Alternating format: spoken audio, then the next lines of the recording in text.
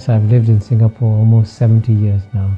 When I grew up, Singapore was still a poor developing country. Our per capita income when we became independent was $500, the same as Ghana in Africa. Either you can say the misfortune or the good fortune of being born in a very poor family in a poor Singapore. So when I was 6 years old, when I went to school for the first day, we were weighed at school. They wanted to see how heavy we were. And I was declared undernourished. So I was put in a special feeding program when I went to school, and the principal had a big pail of milk, and all the children who were underweight were asked to take one scoop of milk from the pail of milk. And our house in Singapore had no flush toilet. There was crime and riots, gangster fights in my neighborhood. So in a sense, I grew up in what you call a typical third world environment. And it's quite remarkable that in my lifetime, Singapore has gone from being a third world country to a first world country. And I have lived through this remarkable transformation.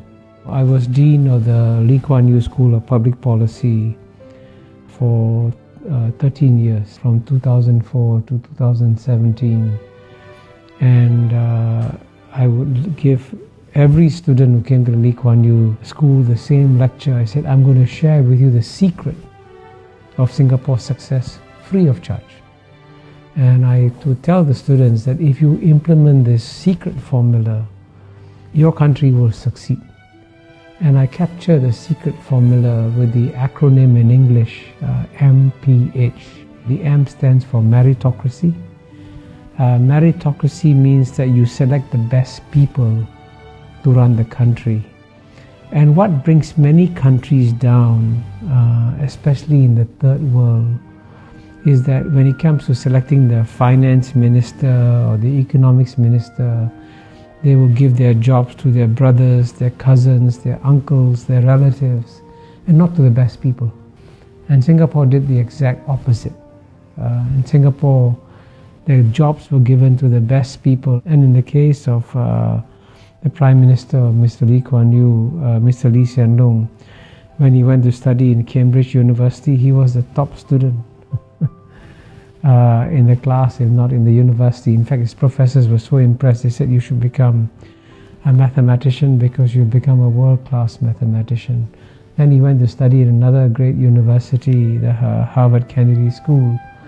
And in that university, he's one of the few students to get an article published in a Tier 1 economics journal. Very few students get articles published in a Tier 1 economics journal. So he's incredibly brilliant.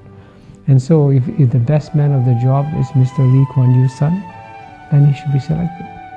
Not on the basis of the fact that he's a relative, but on the basis that he's the best person for the job. So meritocracy is the first pillar of Singapore's secret formula. The second pillar is P, and P stands for pragmatism. Pragmatism is an English word, and it's an English concept. But the best definition of pragmatism was given by China's leader, Mr. Deng Xiaoping, when he said it doesn't matter whether a cat is black or a cat is white. If the cat catches mice, it is a good cat. So in the same way, it doesn't matter what your ideology is. If it works, you use it. So Singapore was very pragmatic. So it would take some policies that are capitalist and some policies that are socialist, and it would mix them up. And that's what pragmatism is about. You're not bound by any ideology. But the third pillar, the H, is of course the hardest to achieve, because H stands for honesty. And indeed, what has brought most third world countries down and what has led to their failures in development has been corruption. And so Mr. Lee Kuan Yew, after he became Prime Minister, made it a point to punish not the junior people, but the very senior people. So when a deputy minister went on holiday with his friend, a businessman, when he came back, he was arrested. And so he said, why am I being arrested? He says, you went on a holiday with a businessman, he paid all your expenses, that's corruption. You go to jail.